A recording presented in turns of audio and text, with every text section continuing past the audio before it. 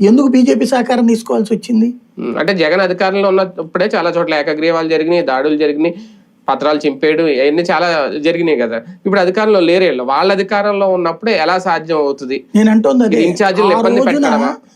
కూటమి కట్టాల్సిన పరిస్థితి తెలుగుదేశానికి ఎందుకు వచ్చింది? భయపడే నాయకుల వల్ల. జనసేన వాళ్ళు ఇప్పుడు ఏమని చెబుతారు? మీరు పారిపోతుంటే మేము కదరా వచ్చింది మిమ్మల్ని కాపాడింది అంటారు. అంతే కదా, మీకు పోటీ చేసే ధైర్యమే చాలని రోజున మండల పరిషత్తులు వీటిట్లో మేము వచ్చాం తోడు. అట్లాగే మీరు బయటికి రావడానికి భయపడ్డ రోజున చంద్రబాబు నాయుడు తీసుకెళ్లి లోపలేసిన రోజున పవన్ కళ్యాణ్ రోడ్డు మీదకి వస్తేనే కదా మీరు తిరిగింది అంటారు వాళ్ళు. అంటే ఏంటి అర్థం? భయాన్ని పోగొట్టాడు పవన్ కళ్యాణ్. పవన్ కళ్యాణ్ వస్తే గానీ వాళ్ళకి భయం పోలా. అలాంటి పరిస్థితి వీళ్ళకి వస్తే వీళ్ళేం పొత్తులు పెట్టుకోరు కదా. కాబట్టి పార్టీలోనే బలమైన నాయకుడు కావాలి.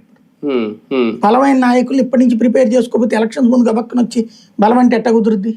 ఒక సరైన సమయాన్ని ఎంపిక చేసుకున్నారా నిరసనలకి? పెట్రోల్ డీజిల్ ధరలు పెరగడం ఒక పక్క, ఇప్పటికే విద్యుత్ ఛార్జీలు పెరగడం, ఇవన్నిటి మీద ఇప్పుడు ఈ 9 రోజుల పాటు పోరాటం వస్తుందా ప్రజల మద్దతు? వీళ్ళు కూటమి పాజిటివిటీని ప్రొజెక్ట్ చేసుకోవడానికి 2 ఏళ్ల పాలనతో అద్భుతాలు చేశాము అనే మాట చెప్తున్నారు. ఈ నోట్లను చెందడానికి ఒప్పుకోడు.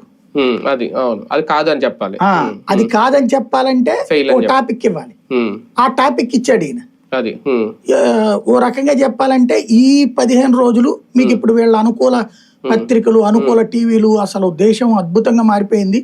మనం ప్రస్తుతానికి దాన్ని ఏమంటారు, స్విట్జర్లాండ్ కి పక్కన, జపాన్ కి వెనకాల, అమెరికాకి అడుగు ముందులో ఉన్నామని రాస్తారు, చెప్తారు, డిబేట్లు చేస్తారు.